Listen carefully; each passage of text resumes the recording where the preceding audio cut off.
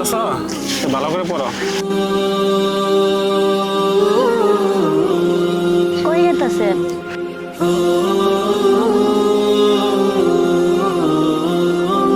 ঘরে তো কোনো বাজার নাই। সাথে সাথে যে হাদিয়াটা পামু মসজিদ কমিটির তলে এই হাদিয়া দিয়া বাজার করবো ইনশাআল্লাহ। 27 রমজান তো অনেক দেরি আছে, এখন আমরা কেমন করে চলবো? 6,000 টাকা বেতন পাইছিলাম, এই বেতন তো শেষ হয়ে গেছে, এখন কি করবো? আপনি মসজিদে কমিটিকে বলেন টাকা বেতন বাড়ায় দিতে। ওনারা যা বেতন দেয় তাই আলহামদুলিল্লাহ, ওনাকে আমি বেতন বাড়াইতে কইতে পারবো না। 3 জন মানুষের সংসার 6,000 টাকা দিয়ে কেমনে চলবো সংসার বলো? তার মধ্যে তো ফারহানারও লেখাপড়ার খরচ আছে। আল্লাহ ভরসা, আল্লাহ যেমনি চলা এমনি চলতে যাও। আব্বু আব্বু, আমার বন্ধুরা সব ঈদের জামা কিনে ফেলছে, আমাকে কিনে দিবে না?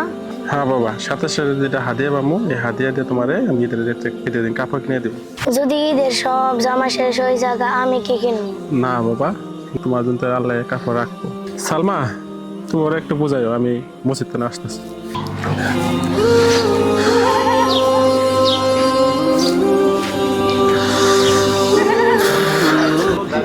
আম্মু, আব্বা আমাকে ঈদের জামা কিনে দিবে না? কিনে দিবে বাবা, তোমার বাবার যখন টাকা হবে তোমাকে লাল টুকটুক সুন্দর দেখে একটা জামা কিনে দিবে বাবা। চলো বাবা।